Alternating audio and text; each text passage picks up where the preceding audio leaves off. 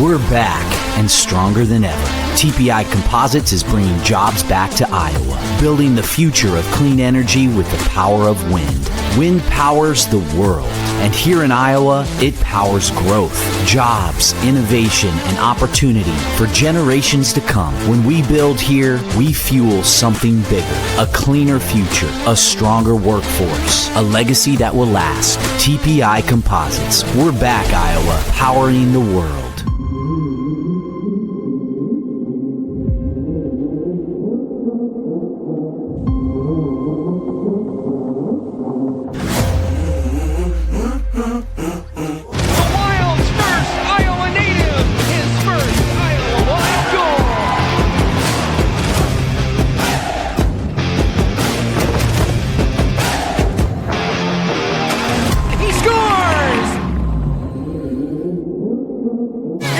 Jason Aldean, Full Throttle Tour 2025, powered by Patriot Mobile. When lights come on. Friday, September 19th, Wells Fargo Arena.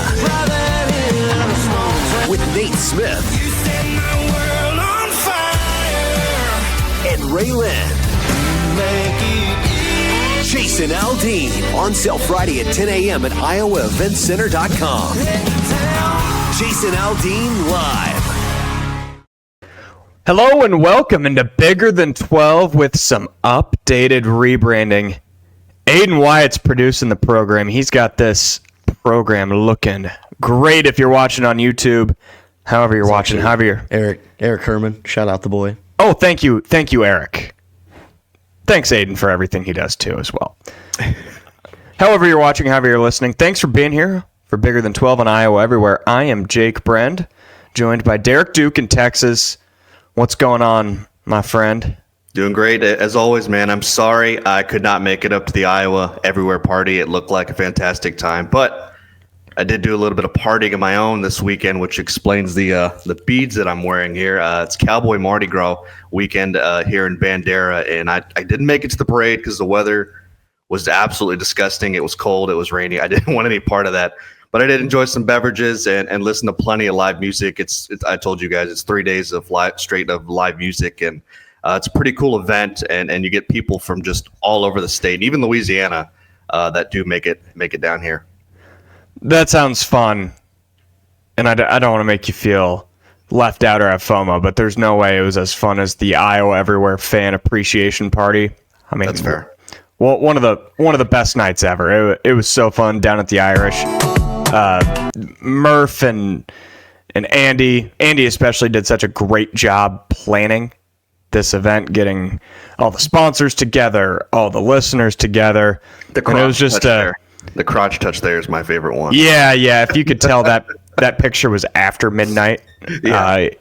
It was one of those unforgettable nights. It was just a great time getting to interact with fans of Iowa Everywhere, interact with the great sponsors that make what we do possible, and then just get to be around the best team in the world. Keith Murphy, Chris Williams, Andy Fales, Scott Sipker, Kenzo, Aiden, Cade Murphy, Matty Van Winks. Like it was just the best. And there's one specific person that one specific couple that I've got to shout out in specific. So Dayton and Abby. I didn't get a last name. Yep, here's the picture with, I'm on the right, Matty Van Winkle is on the left, and his wife Mallory's in the middle. But in between the three of us, there's Dayton and Abby. They were at dinner before this on their anniversary. Wow. And then decided to come to the Irish for the Iowa Everywhere Fan Appreciation Party on their anniversary. I don't know about you. I don't think there's any better way to spend your anniversary than partying with the folks at Iowa Everywhere. They're great to talk to. I probably talked to Dayton for a half hour, 45 minutes. Huge Cyclone fan, huge supporter of what we do. So they 100% earned this shout out. Can you imagine that? Yeah, as a married man, I'm probably the only married man on this particular show. But yeah, I mean, I would do it. My wife would be definitely for that. So that is awesome that they spent their anniversary there. That's fantastic. I would have bought them a drink. Yeah. They got some drinks, don't you worry. But good. That's just one story of many great people that I got the chance to shake hands with and talk about Iowa everywhere. We've got a huge show in store for you today. It wasn't supposed to be a huge day in the Big 12, but like we always say, any given Saturday, something crazy can happen. So we'll talk some Iowa State, Houston, BYU, Arizona, a shocker in Boulder with Baylor, and some West Virginia, Texas Tech, KU. We've got a lot in store for you today. Of course, Bigger Than 12 is always brought to you by WealthCharter Retirement Planning and Tax. I hate to break it to you, but tax season is right around the corner. There's a lot of changes in that, and as Tim Hawkins and his team are celebrating 25 years, they are the experts to go to. They will get you all set heading into tax season, but they do specialize in retirement planning as well. A lot of stuff has changed with retirement planning and 401ks and how those are taxed. I'm not the guy that you want to talk to about that stuff. Tim Hawkins and his team, that's who you want to talk to. You can go to wealthcharterretirement.com to schedule an appointment at their Ankeny office, and they will help you simplify your wealth, and of course that will just simplify your life. Thanks to Wealth Charter for bringing us Bigger Than 12 on Iowa Everywhere. Let's start with Iowa State at Houston. This was a game, on Thursday, it was looking to be, man, this is the first time we're going to see Iowa State at full strength against an elite team in a while. And then we learned on Friday that Kurt Jones didn't make the trip due to illness, and Keyshawn Gilbert was out with a muscle strain. So the expectations sunk for Iowa State. It was a no-lose situation, and they ended up losing a game by 9 in a really impressive game. But we can start with the winners. That man right there, LJ Cryer, incredible. What was your biggest takeaway from Houston in this game? I think it just shows to how good they are. I know people are going to talk about if they've been treated fairly or not in the national media. I don't think they have been. I think when you look at the conversation, I look at it like I honestly how I feel about football season sometimes when I hear national analysts talking about college basketball, because they don't shut up about the SEC and how great it is. And don't get me wrong, like they do have some great teams in that conference, but so does the Big 12. And Houston is at the top of the Big 12 because they are a damn good basketball team. They're 15-1 in conference play, for crying out loud. And it's like people think they're just any other team out there, and they aren't. Like, this Houston team is a national title contender, whether people like it or not, for that matter. So since the month of December, I had to look this up. Houston has lost just one game. One. How many teams in college basketball can say that? It's like people get so focused on the SEC or Duke or whoever it is, and they just kind of gloss over Houston like they are just anybody else when they aren't. Like, they are an elite team, and they're going to be there at some point in the Elite Eight and the Final Four. They're going to be one of the last ones in the dance for the conference. Yeah, so like I said, I didn't expect this to be a close game. I don't really think anybody did, especially after the news of Jones and Gilbert, but it was. And I don't really think it was because Houston played bad by any stretch of the means. Iowa State had that 18-3 run in the second half, and yeah, Houston did get a little careless with the ball, but I thought that was more about Iowa State's defensive pressure than anything. And then all of a sudden, this was a game. Iowa State got it down to 1 at one point. It was a 1-2 score game for a majority of the last 10 minutes, and then LJ Cryer completely turned into Superman. He scored 28 points, hit 5 threes, a couple long twos, and I think he proved that he's got a really, really, really strong case to be the Big 12 Player of the Year. I know with awards like this, you don't want to just default to best player on the best team. But like you said, when Houston's 15-1 and he's one of the premier shooters in the country. He's definitely got a case. And it's crazy that without Iowa State's two leading scorers, it really took an all-time performance by Cryer to put Iowa State away. I think that says a lot because Houston proved again what we already know. They're clutch. Their interior defense is pretty unbelievable. And if they stay healthy and fresh, they are one of the 3 or 4 best teams in the country and one of the 3 or 4 favorites to win the national championship. So we'll talk Iowa State because I think they were more the story to come out of Saturday despite the loss. And they played so bad on offense in the first half. And a lot of that was Milo Momcilovic couldn't make a shot, and he really had to make a shot if Iowa State was going to be in this game. And when down 12 at half, they could have easily rolled over and died. It would have been really easy to do that. You're playing a walk-on backup point guard. You're playing one of the best teams in the country without your 2 best players. But I don't know what TJ told the group at halftime. But what they came out and did in the second half without their 2 best players, I was so impressed. That 18-3 run, led by fantastic defense. Milan found his groove and took over the game.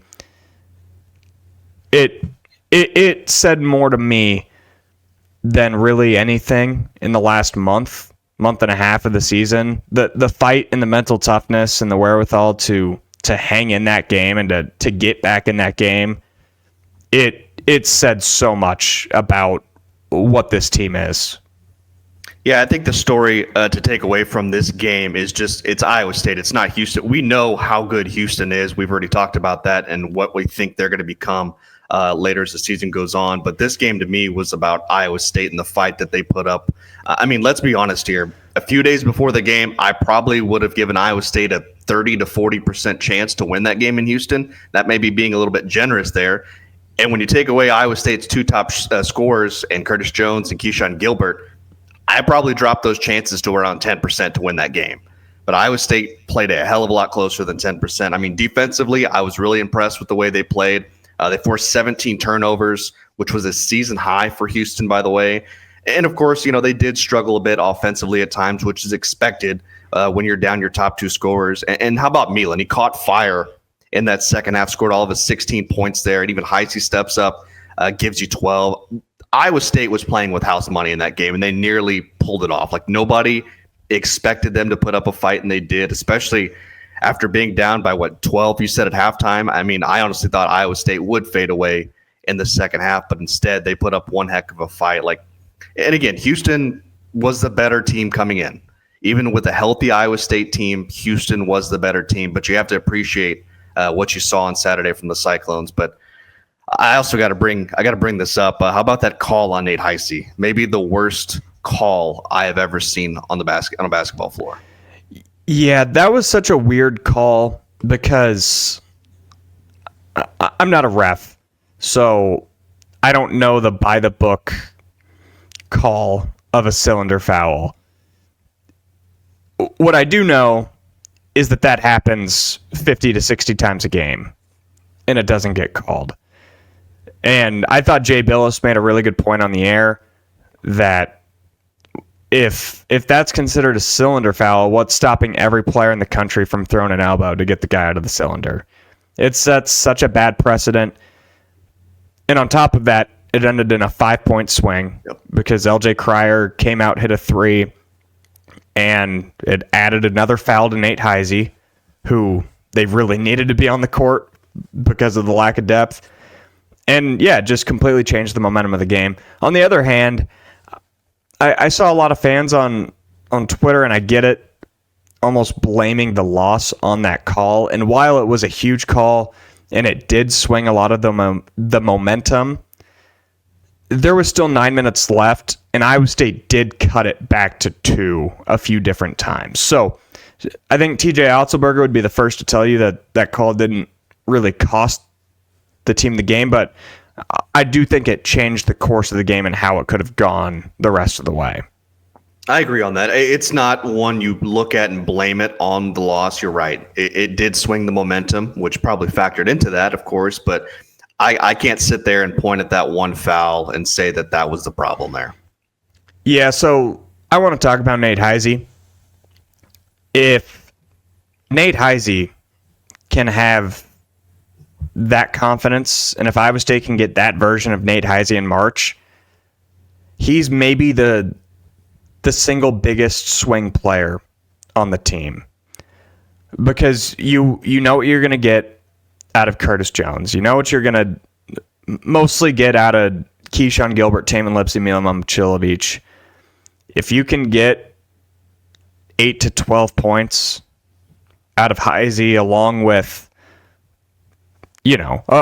what he's doing on the defensive end, if it's just 1 or 2 threes a game, 1 or 2 backdoor cuts, and getting a feed from Joshua Jefferson, that opens up Iowa State's offense so much. And I couldn't help but think, while watching the game on Saturday, the amount of parallels that there were to the 2024 TCU game. So go back 13 months or so, Iowa State was coming off of a 15-point loss at BYU and Provo. Just got smoked.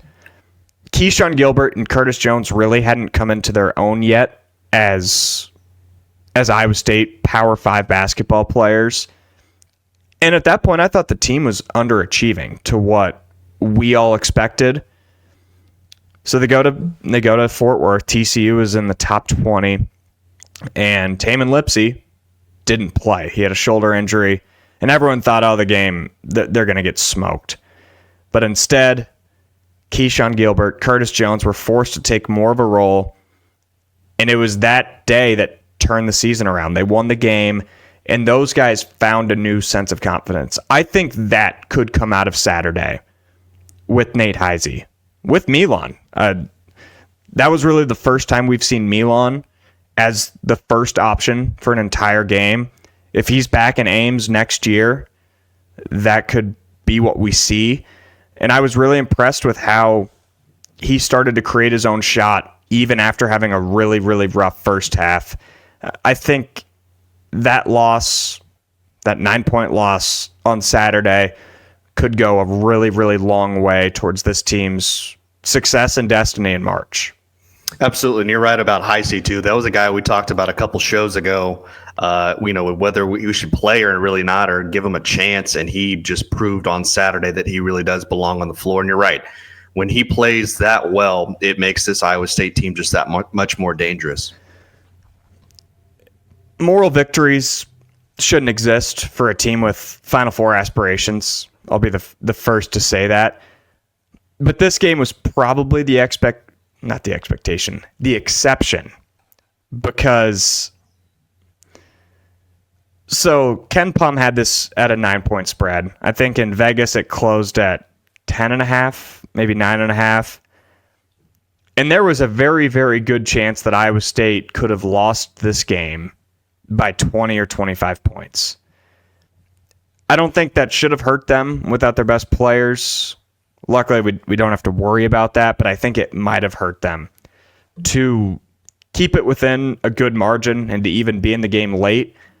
Iowa State actually probably gets a bump because Wisconsin lost a home game to Oregon that they shouldn't have, and A&M lost a game to Tennessee. Both teams that Iowa State is competing with for a 2 seed, both teams that Iowa State is competing with for either a spot in Milwaukee, a spot in Wichita. So Saturday was believe it or not, a net positive for Iowa State. And if they went out, I think a 2 seed in Milwaukee would be likely at this point. Yeah, I agree with that. I don't really have much to add to that, but yeah, I would say so. I just think, again, you're right about you don't want to take any, really a bunch of positives from a loss, but when you're down your top 2 scorers, you play a great Houston team, which I think is a very elite Houston team this close to the wire on the road. I think there is plenty to take away from it, and it's just going to show to me that they're going to be ready and battle-tested come March. Well, speaking of battle-tested, the officials in Tucson didn't appear battle-tested last night. a very controversial ending to the BYU-Arizona game. The Cougs go on the road and upset Arizona. And you know my rule. I like to start with winners. I think the winning team deserves the spotlight. But unfortunately, the story to come out of this game, this remarkable game, was the officiating. At the end of the game, BYU down 1. Trey Townsend appeared to play near perfect defense on Richie Saunders and got called for a very tic-tacky foul. In crunch time, Saunders knocked down both free throws. Ball game, BYU upsets Arizona. On top of that, the possession before, Caleb Love got fouled driving to the basket, made the bucket. It appeared to be an and one. I thought it was. They waved it off, called it on the floor, and the official was out of position who made the call. I don't think officiating should take away from a great game, but unfortunately it did, and it was in the primetime, late-night ESPN spot, and everybody saw it. Yeah, it's just unfortunate you get an ending like that. These are two great teams in the Big 12. BYU's obviously, to me, is catching a little bit of fire. BYU had a rough start to the month of February. If you look back, they've had 2 losses to start the month, and then now this team's, I believe, won 4 in a row. Yep. After their win in Arizona on Saturday. So this was their second straight 90-plus point game, and if you look at their last 8 wins of the season, they have scored 80-plus in 7 of those 8 wins. I mean, their offense is just damn good.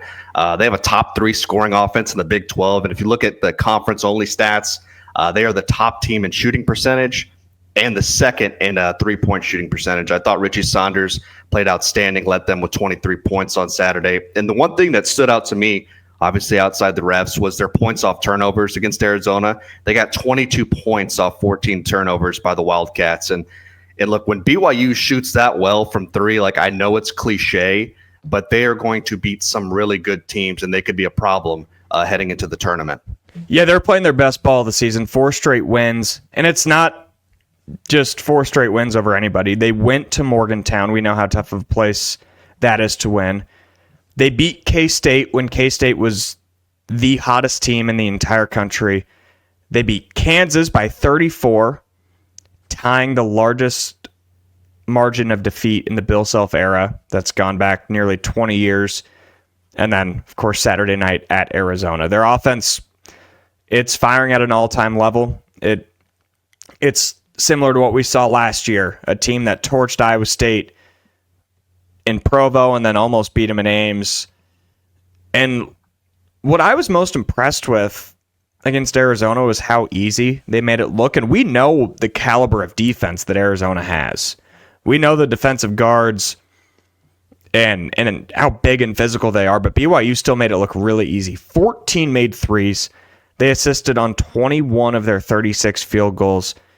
And down the stretch, when it was a back and forth game really the entire way, BYU and kind of let it slip in the last 5 minutes. Arizona took the lead, and the Cougars responded with clutch shot after clutch shot after clutch shot down the stretch. And that is we know how hard it is to win at Arizona. Yep. That was one of the most impressive wins of the season. And yeah, you said it. BYU is a team right now that I would not want to see in March. If Saturday night didn't lock their fate into the NCAA tournament, it's pretty dang close, but they're looking to be one of those 8, 9, 10 seeds, and I would, if you're a 1 or a 2 seed, the thing you fear most is a team that can go off for 13 or 14 threes on any given night. This BYU team is playing their best ball at the best time of the season. It's for damn sure. I would not want to play that team right now. They've been playing outstanding as of late.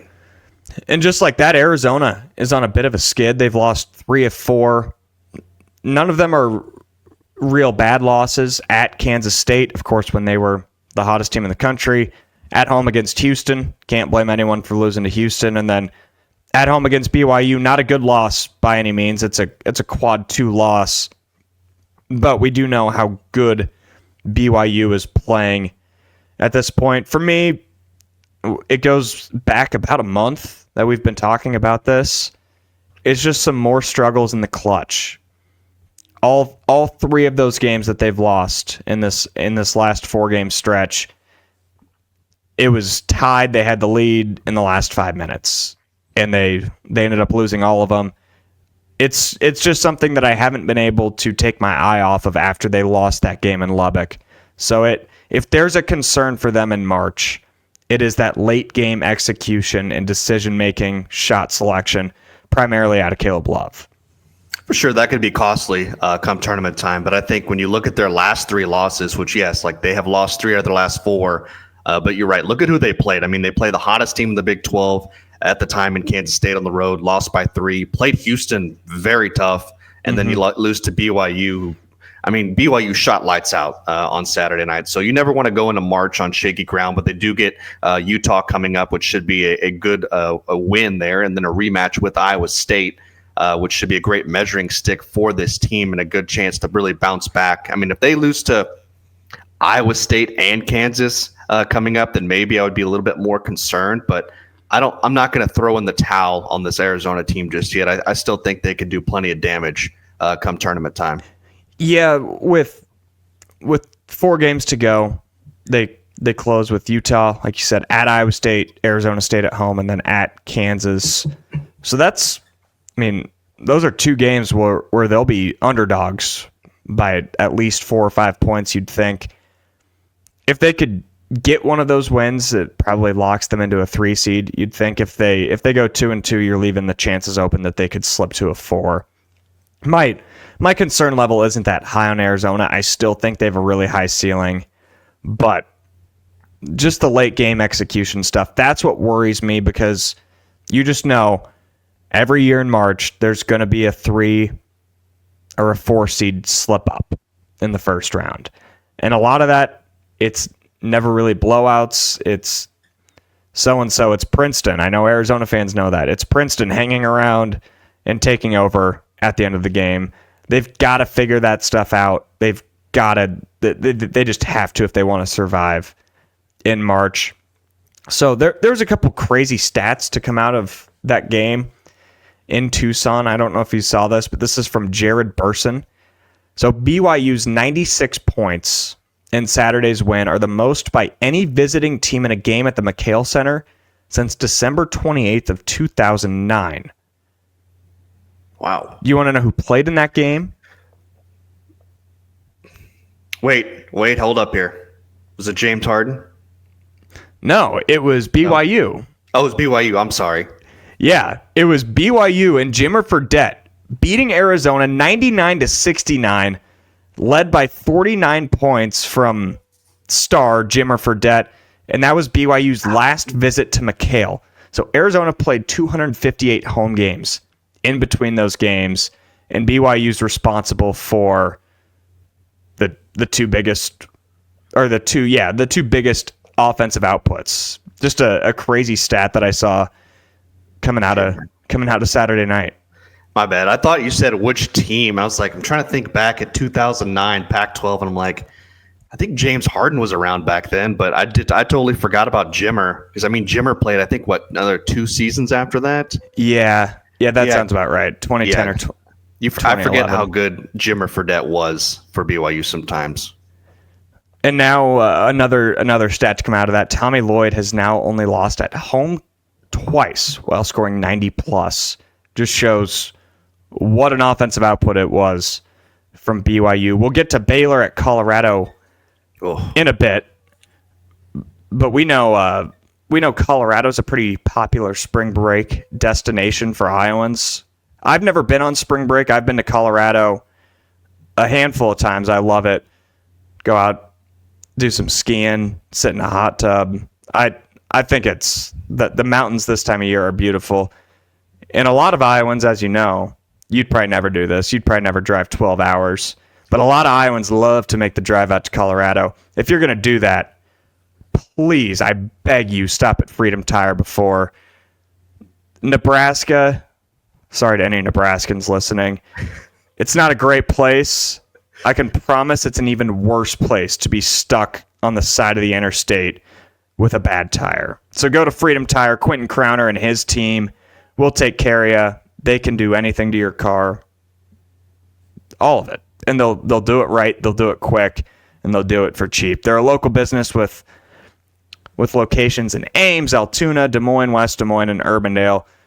Go to your nearest Freedom Tire and support them because they support us thanks to Freedom Tire.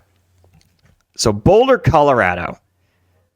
We haven't talked about the Buffs much this year, and I frankly did not expect to discuss them on this fine Sunday, but they beat Baylor and Scott Drew in one of the more shocking results in the conference this entire year, just their second win of the season. Now, Baylor was without Jaden Nunn and Omar Agdabola, really their only big guy other than Norchad Omier, but nonetheless, just an awful loss by Baylor. Yeah, I do have a question about Colorado for you here after we get through this segment here. But this game today, on Saturday, wasn't about Colorado. It was about Baylor. Like, good for Colorado to get a win, but really for Baylor, what in the actual hell was that? Maybe this is who the Bears are. You look at their last few weeks, it truly has been an up and down roller coaster ride. They win one game, they lose one game, the next it's just rinse and repeat for this team. I know VJ Edgecombe had an off night, but damn, this was a really bad loss. They didn't shoot well from the field at all. I believe they shot under 35% from the field, if I remember that correctly. And they had 23 fouls in this game, which is a recipe for disaster. Again, this is probably who this Baylor team is. It's a roller coaster team. Their ceiling to me, and I think you've mentioned this plenty of times on the show, Jake, their ceiling to me isn't very high, but their floor is extremely low for this basketball team.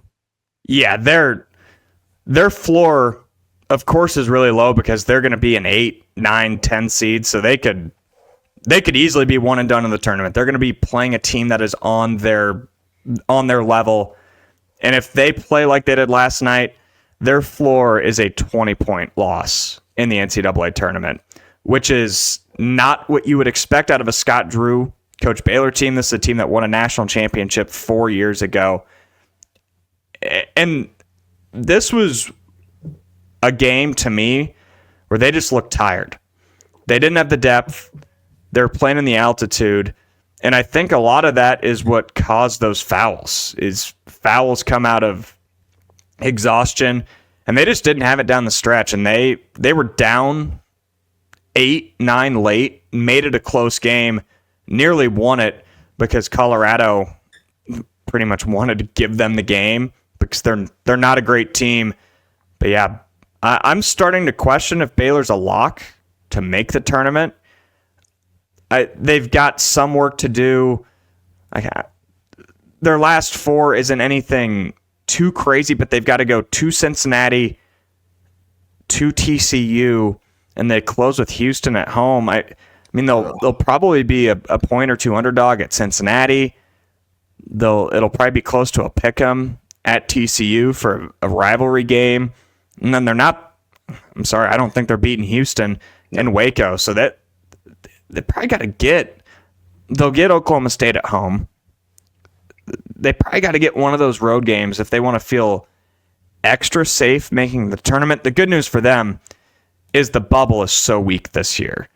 They've got to win over Kansas. They've got a couple wins in the non-con. That St. John's win is doing a lot for them. So they're probably in no matter what just because of the state of this year's bubble. But it is weird to see Baylor be in this spot because it's been a long time. I look at that schedule and I'm seeing a 1-3 finish down the stretch there. I agree with you. I see they beat Oklahoma State at home, but I don't see them beating Cincinnati on the road. I don't know if I see them beating TCU in Fort Worth. I know that's a big rivalry game, and there's no chance in hell they're beating Houston that last Saturday. Yeah, and those season. Cincinnati, TCU are two teams that have played their way back onto the bubble. They're both on the outside looking in for sure, but if they can finish the season strong, they'll have a chance too. So if like you said, if Baylor goes 1-3 down the stretch, they could be looking at a play-in game. Which the first time I saw this Baylor team play this year, I was not impressed with them, but I still thought, top 25 team. It's Scott Drew. I've been wrong, and that they'll have some bigger picture discussions on this program as we near the end of the season on if there needs to be a philosophy change on recruiting and stuff like that, because whatever they've done since they won the national championship has not worked to the level that it was previously. The other thing I had to ask was, you said Colorado was a popular spring break destination for Iowans. Do people up in the cold, they just go to another cold place for spring break? Because I thought it's usually they come down to be in the sun. Yeah, I mean, Florida is going to be your most popular destination. But spring break around here, it usually gets up to the 50s and 60s anyways. There was one year. It's not bad. There was one year where my family went to Florida, and it was colder in Florida than it was in Iowa. It was like the hottest it got in Florida was like 62 degrees. And it was cold and windy the entire week. You don't want to get in the water in that weather. Oh, we did not get in the water much at all. And meanwhile, up in Iowa, they're enjoying like mid-70s weather every day. So Colorado, it's more, I don't know if the slopes are still open in the spring, so I don't know if it's like a skiing destination, but just going and hiking in the mountains, if you can go in the mountains when it's like 50 degrees, that's the perfect time, because it gets hot. It gets real, real hot in the summer up there. All right, we got a couple more teams to talk about first. We'd like to give a shout out to our friends at TPI Composites out of Newton. They are reopening their production facility in Newton, one of the great towns in Iowa. Wind powers the world, and here in Iowa, wind is powering job growth. TPI is hiring for several positions, including production associates, HR, maintenance, accounting, quality management, and more. So they've pretty much got a job for any type of person. Go to tpicomposites.com and click on career opportunities, or you can just search TPI Composites on LinkedIn. Thanks to TPI Composites for coming on to Iowa Everywhere. Great place to promote that you're hiring. West Virginia at Texas Tech. Weird game. Texas Tech, with 5 minutes left in the first half, was down 24-15. That's 1 point per minute to start the first 15 minutes of the game. Not ideal. But after that, they outscored West Virginia 58-27, blowing the Mountaineers out. To me, it seemed like a bit of a TCU hangover from their loss earlier in the week. But yeah, they turned it on and really had no problem taking care of West Virginia behind a big day out of JT Toppin and one of my favorite players in the Big 12, the freshman Christian Anderson. Solid bounce-back win for Texas Tech. Yeah, I think you said it. Great bounce-back win for Tech. Toppin played well, and Christian Anderson gives you 21. But what impressed me on Saturday was their defense. They held West Virginia to just 51 points. In fact, West Virginia, I think I've got this mixed up with another team from earlier, Baylor, but they shot 32% from the field, which I don't care who you are. You're not winning a game shooting that. And, honestly, I'm not going to take away a whole lot for this game. Like, West Virginia shot poorly. Tech played like Tech at home, which they're tough to beat in Lubbock, especially in the second half. I'm not going to put much stock into that loss for Tech earlier in the week, so they'll be just fine. And it was nice for them to get a big bounce-back win. But I'll tell you what, I'm going to be more focused on what they're going to do against Houston on Monday. Yeah, that's a massive game. Yeah. And this was a total trap opportunity. You're coming off of a loss, and you've got maybe the biggest season of the game, the biggest game of the season coming up on Monday. It would have been really easy to look past West Virginia, and maybe they did a little bit at the start. And while I'm not taking too much away from this game on like a one-game sample size, I'm starting to get worried about West Virginia's tournament chances. Now just 7-9 in Big 12 play. They've lost 3 of 4 in 7 of their last 10, dating back to when they beat Iowa State in Morgantown. I think this West Virginia team has so many similarities to TJ Otzelberger's first team in Ames. I don't know if I've made this point on the podcast or not. They overachieved in the non-conference. First-year coach really just had to piece together a roster in the transfer portal to get West Virginia back on the map because of how far it had fallen the last few years. Overachieved, pick up some great wins. And now without Tucker DeVries for most of the season, I think Javon Small's really similar to Isaiah Brockington. Fantastic player, has put the team on his back for multiple wins this year, but there's not much room for error. If he doesn't have his A-plus game, it's really hard for West Virginia to produce offense. And I think we're seeing the long Big 12 schedule, the long nature of a college basketball season. I think we're seeing it wear on them, and they're probably going to need to go 3-1 in their last 4 to have a shot, because they're not really going to pick up any great wins unless they win in Provo. So they finished with TCU at home, at BYU, at Utah, and UCF at home. I mean, you can afford to drop one at Provo. They'll be expected to. But those other 3, I think they've got to be wins if West Virginia wants to be dancing.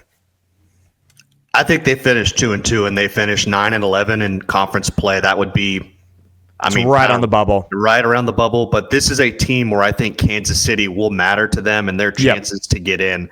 But I'm going to say no. I know we talked about this a couple shows ago, but I'm not going to change my stance on West Virginia. It wouldn't shock me at this point if they lost, 3 out of those last 4 games. Yeah, and that's why none of those are chalked up as wins, because I don't think they're at the point right now where any win can be guaranteed, even if it's against a UCF in Morgantown. They've got some work to do, but they're also a team like that first TJ Otzelberger team that if they get in the tournament and they get a favorable matchup and they've got a player like Javon Small take over, that's the type of a Cinderella story that can work out in March. And speaking of Cinderella stories, Kansas, the little old Jayhawks, beat Oklahoma State by a lot. Does this game change your mind at all on Kansas? Were they reborn? Are they a brand new team? To me, it doesn't mean anything. I mean, let's be real here. Oklahoma State is a bottom feeder team in the Big 12, but a win over Oklahoma State tells me next to nothing about Kansas or how good of a measuring stick or how good they are.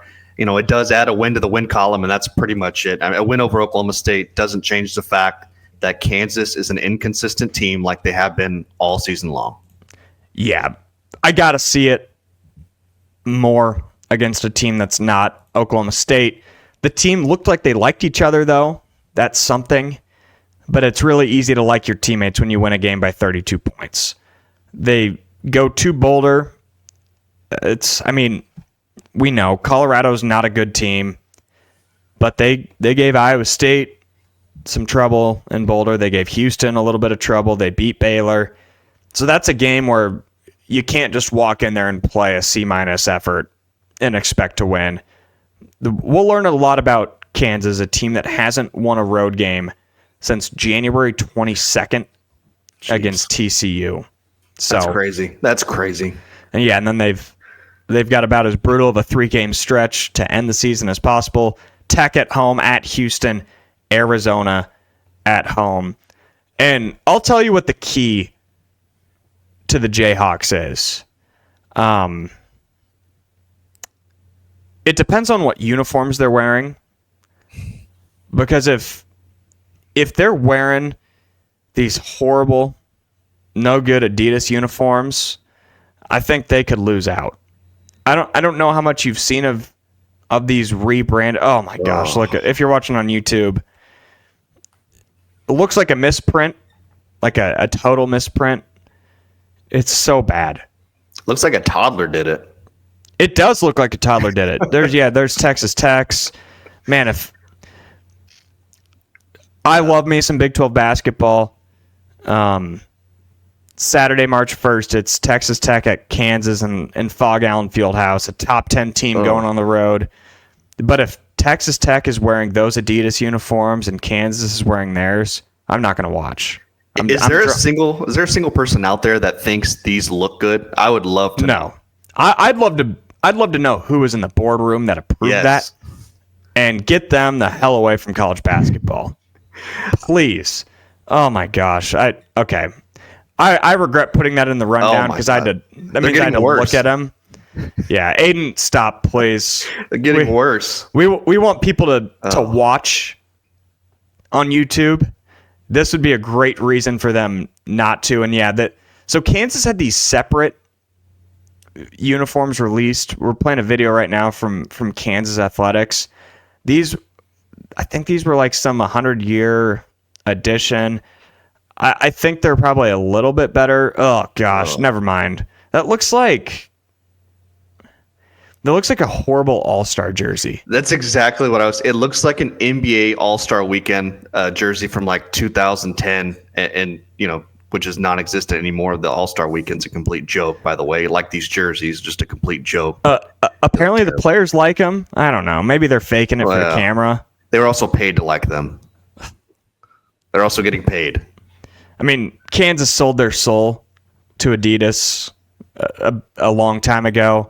I don't think we need to go into that whole NCAA allegations, but if a part of that contract was, you guys can have some of the best players in college basketball history, win a couple national titles, but you're going to have to wear the worst uniforms to ever be on earth. I think that's a deal you probably take, but man, those are just filthy. Disgusting. Are those the Fear of God, the Fear of God jerseys? Yeah. Okay. Yeah, the only thing I fear is having to look at those ugly-ass things for 2 hours. If they break those out in the NCAA tournament, I don't care who they're playing. They should lose. They're losing. Man, we talked a lot of basketball today. We did. We talked a ton. Good weekend. Well, let's do the Iowa trivia question, and then we've actually got a football topic to jump into as well. All right, Derek. The 1996 film Twister was filmed in Iowa. Can you name any of the 3 cities that it was filmed in? Oh, jeez. Oh. Great movie. It's a great movie. I'd have no idea. It's probably is it 3 just random ass towns? Or I would say 2 random, one that you would know. Is it in the Des Moines area? Maybe. Is Ankeny one of them? I don't know. No, not quite. Polk City? No. Jake's hometown, Indianola? Nope. Okay, I give up. Jake, do you know it? I don't think I know this. I know that they came actually to Local 5 to do some filming, which would have been in Ames at the time. So is Ames one of them? Oh, it's Ames? Ames is one of them. Yeah. Oh, wow. The other than that, Eldora and Boone. Okay, yeah. Boone. That makes sense both in the area. But yeah, I think I've heard that before, but if I was seriously talking to one of our meteorologists this past summer about the new Twisters movie, and our old chief meteorologist, Brad Edwards, was still at Local 5 when the original Twister came out, and they I think he was supposed to be in the movie, and he got cut. Like, I think I can't remember what the full story is, but yeah, that's a great movie. I'd be so salty if that happened to me. It was like you give them like half your day to do some filming, and we don't want it. To be like the local meteorologist, and then it doesn't make the final cut. I'd be so pissed. All right, well, are you pissed now? Just wait. If you're not pissed now, you're about to be. I know it's coming. We're going to talk college football expansion. A bunch of athletic directors, presidents, league commissioners met in Nolens this past week and discussed a multitude of issues. One of them being the SEC finally potentially going to a 9-game conference schedule. It's about long overdue. But the other topic of discussion was expansion for the college football playoff. So they floated around maybe the 14-team idea or the 16-team idea, both of which would have 4 auto bids for the Big Ten and SEC, 2 for the Big 12, 2 for the ACC. In a 14-team playoff, that would leave 1 at-large spot, most likely Notre Dame, pretty much every single year. 16 would have 3 at-large teams. You'd assume Notre Dame and maybe a group of 5, maybe another SEC team. Derek, I'm pretty sure I know where you stand, but I got to hear you talk about it. It's just so sad to see the sport that I love just, and the things that made me fall in love with it are just slowly being killed because of some greedy bastards in the Big Ten and the SEC. I mean, college football, as we know, it's no longer about the fans, no longer about the schools, even players for that matter. It's about how much money we can make. And a couple of weeks ago, I wrote an article talking about how much money, how money's created parity in the sport, but it's also killing it at the same time. I mean, the 2 biggest entities in college athletics are the Big Ten and the SEC, and they've proven in recent years that they're willing to do just about anything to stuff their pockets. And now they're trying to use their power to get whatever they want. And what's crazy, this isn't even the first time that they have made this threat.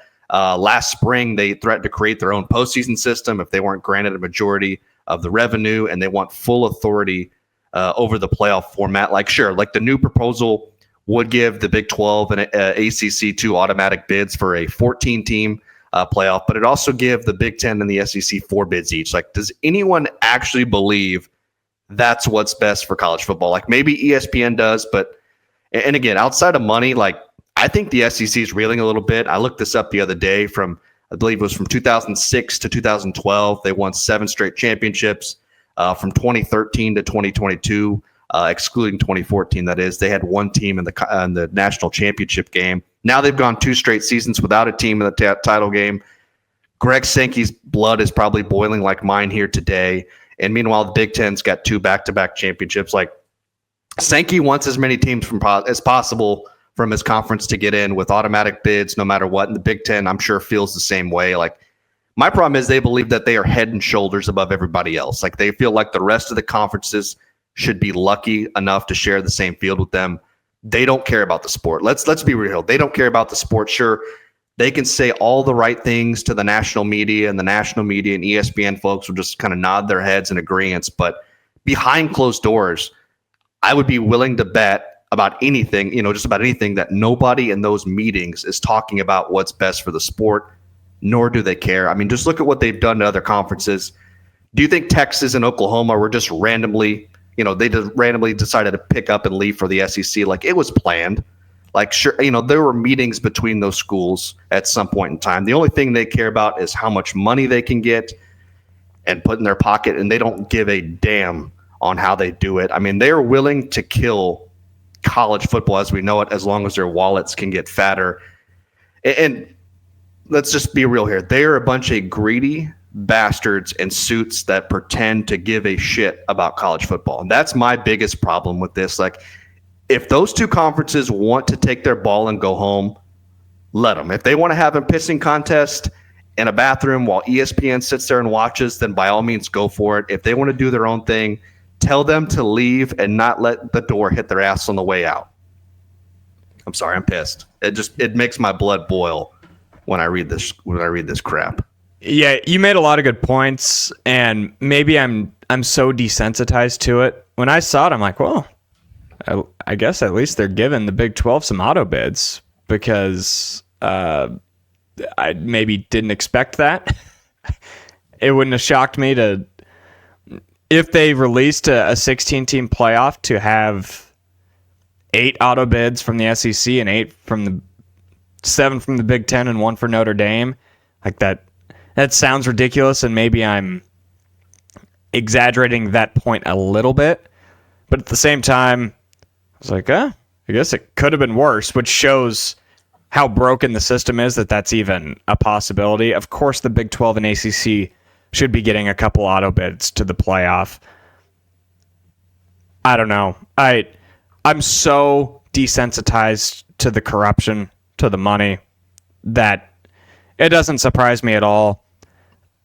I think the faster we can just get it over with, get a system that shouldn't change for a while, I think the better it'll be for everybody. One thing that from a national perspective, it doesn't do much for the Big 12 to only have 2 teams in the playoff from a competing for a national championship aspect. But what I think it does do is it still makes the Big 12 regular season mean more than a regular season in the SEC or the Big 10.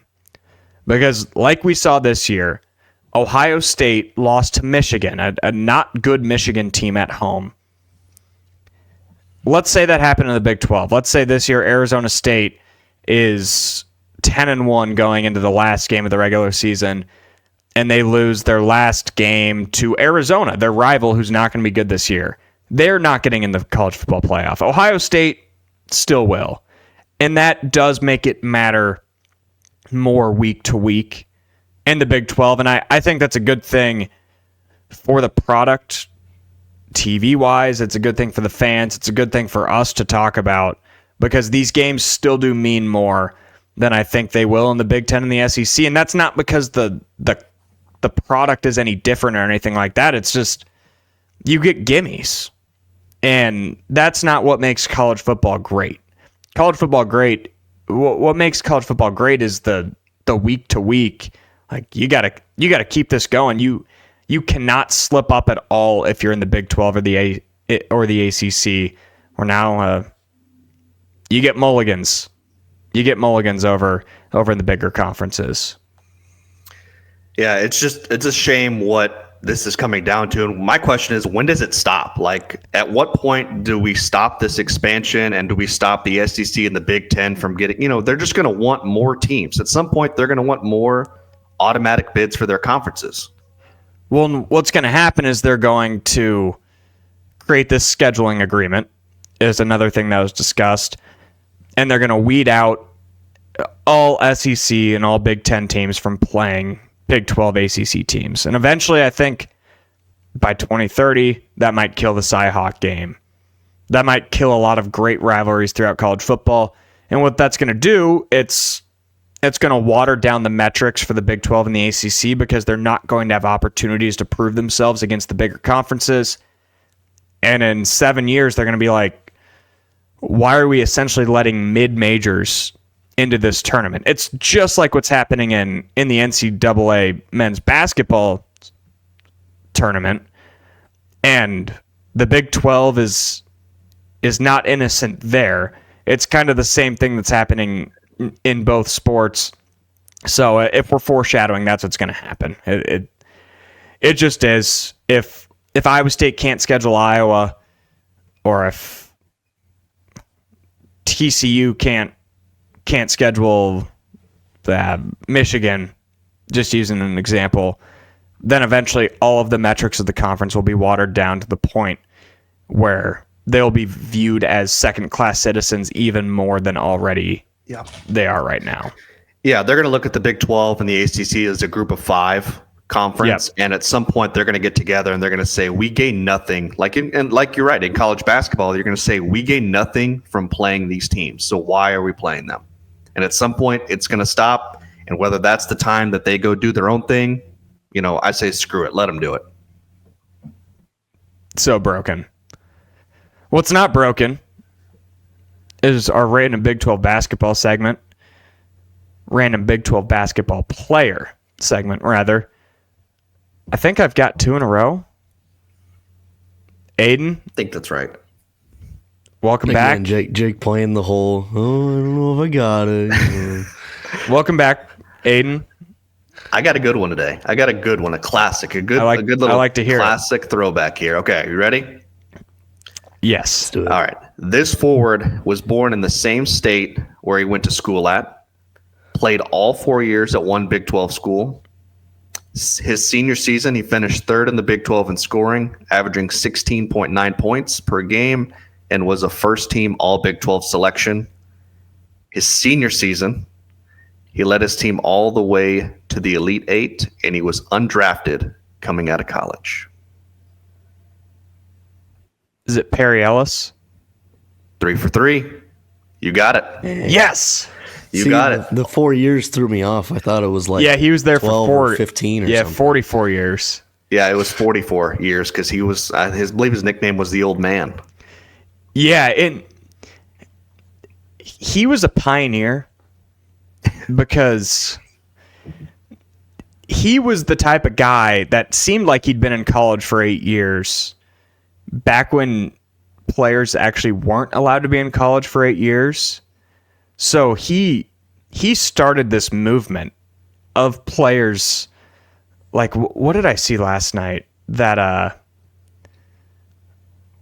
oh gosh, who was it?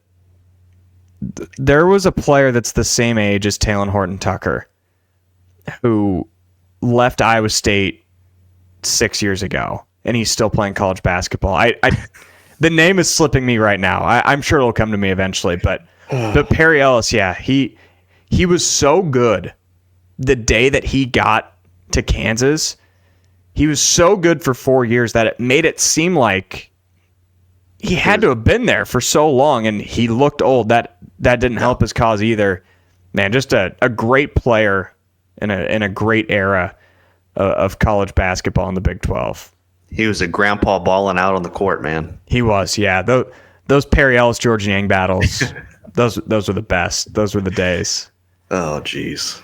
All right, let's close up with some Big 12 basketball picks. We both had a 1-2 week last week. I still think K-State was the right pick, even though they lost. I would make that bet again, knowing what I know now. We were on the right side, I believe. Yeah. So Derek's 6-9 on the season. I'm down to 8-7 after my hot start. I did that on purpose. I did that on purpose to get 6-9. Nice. Yeah. Nice. Need a bounce back week here. And boy, do we have a game for you. Big Monday, 8 o'clock on ESPN. Houston at Texas Tech.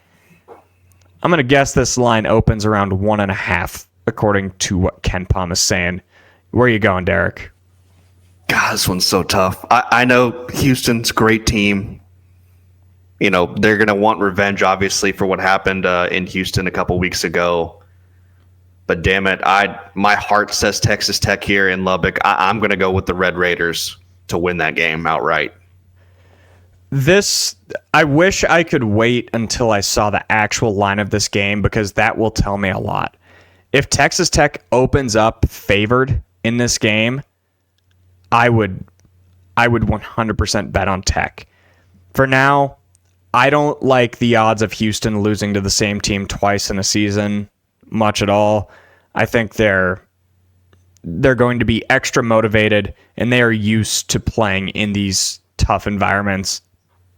Give me the Cougs in a late Big Monday classic. Right.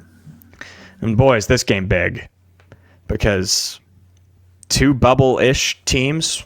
I don't know if I want to call Baylor a bubble team yet, but they're bubble adjacent. The Bears go to play the Bearcats of Cincinnati Tuesday at 6 o'clock on ESPN2. I actually need to, I wrote down this line before they lost to Colorado. I'm going to see if that changed at all. Yeah, it did. So I wrote down in the rundown, Baylor 1.5.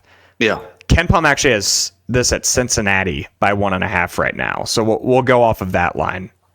Where are you going on this? It's not going to change my pick. I'm taking Cincinnati at home in this game. I don't like the way Baylor's playing. Maybe they have a bounce back game, but I don't trust Baylor. I mean, I don't trust Cincinnati really for that matter, but at home, I'm going to take the Bearcats. Yeah, I have no reason to trust Baylor right now either. Cincinnati's playing their best ball of the season. Jizzle James still cooking.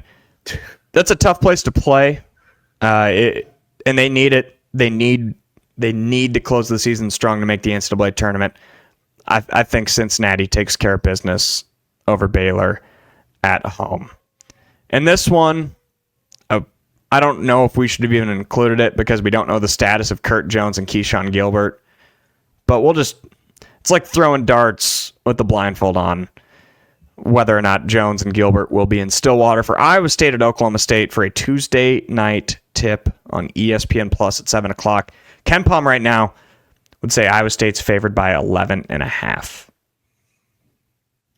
Yeah, even though this one's on the road, I'm still taking the Cyclones. Oklahoma State is just a bad basketball team. They got lost to 30-something against Kansas on Saturday. They have nothing to play for here. I mean, I'm going to take Iowa State. You know, it's going to depend obviously on some injuries here to see who's back for the Cyclones, but I still like Iowa State to go in there and do their thing. Yeah, if neither of them are back, this is a tricky game. Yep.